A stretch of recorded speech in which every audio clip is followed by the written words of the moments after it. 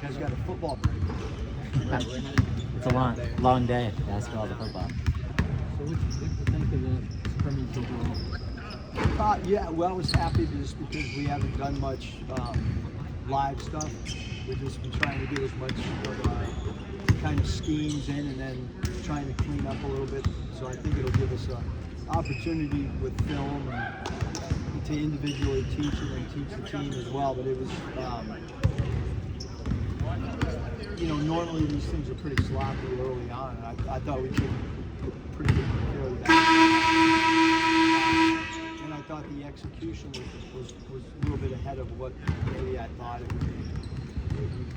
The only thing when I think the impressed with Jalen is, how he play when it seems like his growth, development is kind of a certain is there a pathway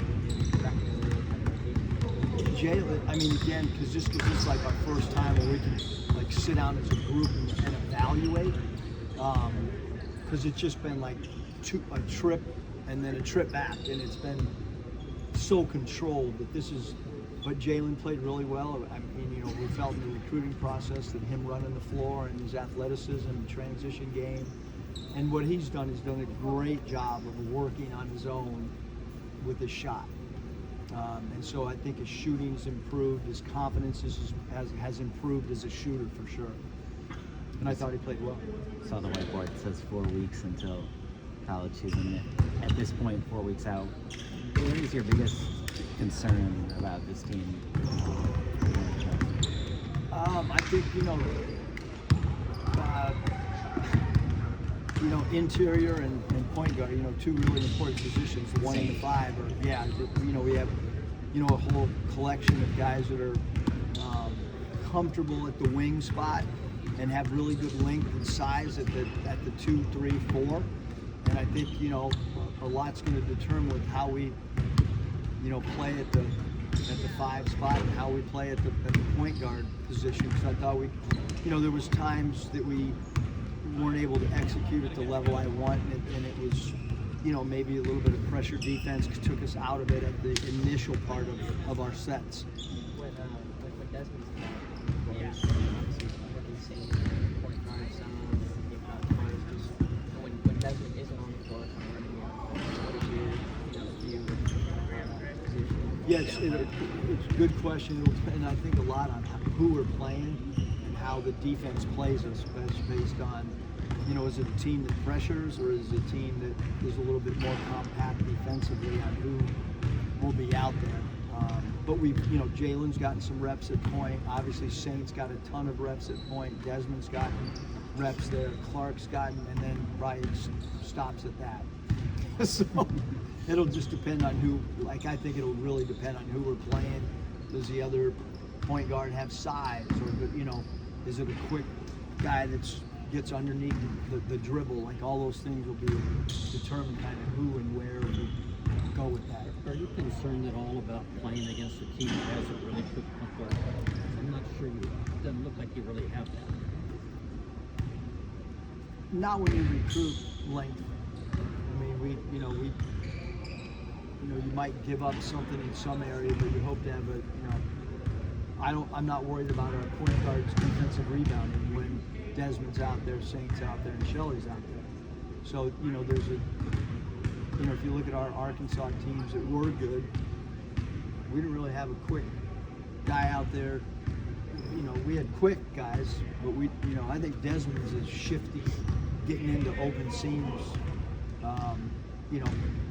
Obviously if you got a guy 5'7", 5'8", that's, different burst of speed. So, but I'm not really, because I think we'll do some things, when you have a taller point guard, you contest threes better, you should be a better defensive rebounding team. So,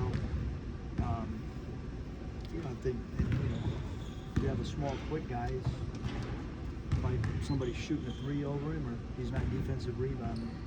I thought Wesley looked really good today. How is he coming? He's got to improve in understanding execution. As far as just playing basketball, Wesley's really super talented. He's got really good strength. He's got good size. He's got good quickness. Now it's a matter of trying to play within the framework of the other 4 guys and within the framework of our offense. Jalen was talking about the Saints' passing ability. Any other, facets of his game that make him kind of a natural at that one, even that is not his natural? Yeah, no, I think the passing for sure. I think the passing, and then the willingness to pass, and then the ability to. He knows probably 5 spots on the floor, so it makes it way easy to just put a guy in and then tell him to go play the 3 or the 4 or the 5, and he's, can do that. He knows our offense better than anybody, and so that allows us to do different things with him. But for sure, it's the willingness to. He likes to pass, and he likes to find people, and he does have great vision and feel for that.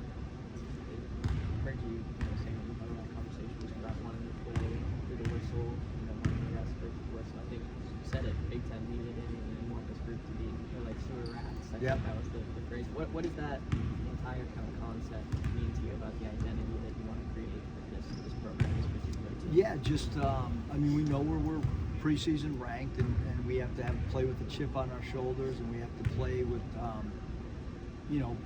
we know we have some holes on the roster, and we want our guys to understand what those areas of concern are, and then how do we combat that by being honest about who we are. I think a lot of people try to hide areas of problems, and like we're telling them, hey, we're probably not going to be a really good shot blocking team, but do we take charges, and do we have great weak side help? So, and like the group's buy-in has been not good, but it's been great. That doesn't necessarily mean it's going to equate to wins, but it puts you in the right direction to get a win. If we had 3 or 4 guys that didn't have good buy-in, I'd really be concerned. But right now, can we win games off chemistry? Can we win games off being overly detailed? Some of those things are some of the stuff we're talking about. Like today, the shot selection, we haven't, when you're going 5-on-0 and you're doing your summer implement, and so now all of a sudden, some of the guys like, hey, yeah, we got to take better shots. So how do we correct some of that and trust teammates, and all those things are, probably going to go all the way through November. Has that always kind of been a principle of yours, coaching-wise, just the sort of brutal honesty about this is what we have? Yeah. I want everyone to know. Yeah. These are our weaknesses. Yeah, and I think everyone knows. Like, it's not a scouting secret. Like, Sure. we got to figure it out ourselves, and not worry about, and then we got to try to figure out a way to scheme some of our deficiencies based on who we're playing. And every team's got an issue. You know what I mean? You can have a really talented team, and if they don't move the ball, that's an issue. Or if they don't like playing with each other, that's an issue. Or if your locker room chemistry stinks, so we don't have any of that. And we got some stuff on the floor that we have to, I'd rather have it that way because you can't win the other way. You can't win if you got guys that won't pass, guys that don't want to play with each other, locker rooms not cohesive. You can't win at a decent level. So those aren't there now. It's a matter of, In that vein, kind of addressing concern, how are you doing just as your position right on this roster? How is Josh going to be utilized offensively, defensively? Yeah, good. I don't even know. Yeah. You know what I mean? I think that we get a good dress rehearsal against a UTSA team that'll be well coached. He did a good job at Nichols. He's been a part of Alabama's system and program.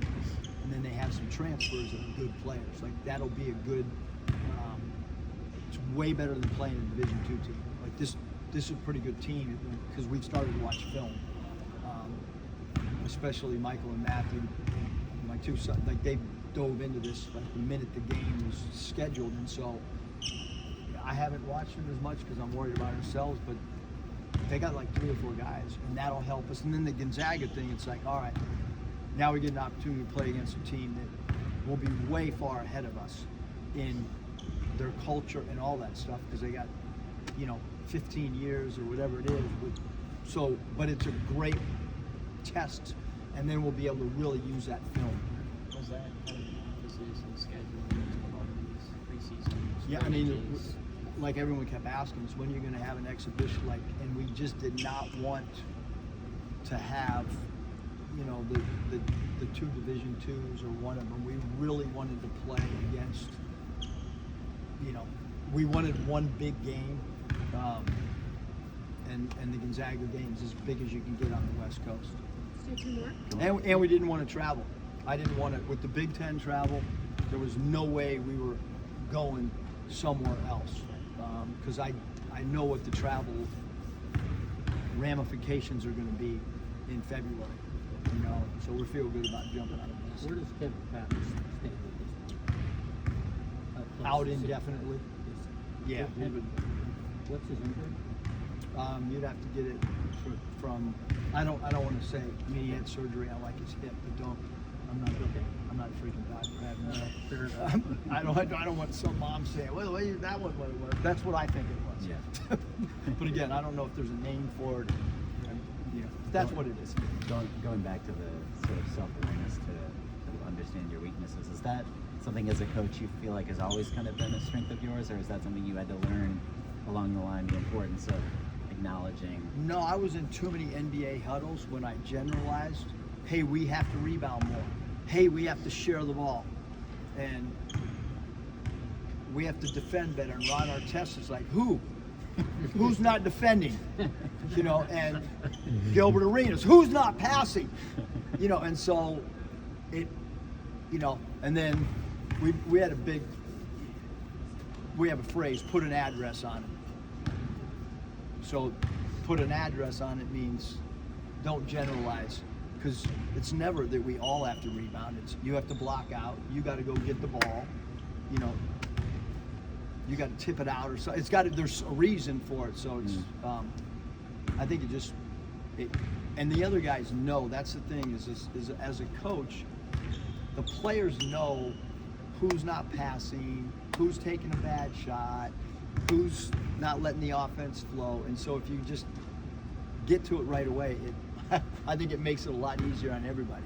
So do you address that as a team, or do you address that Both. one-on-one? No, I mean, I was grabbing guys individually and telling them, you know, little things, and then some of the things that they would get addressed, or some of the things it's like, all right, I'm going to make an example right now of one guy so that 4 guys hear it.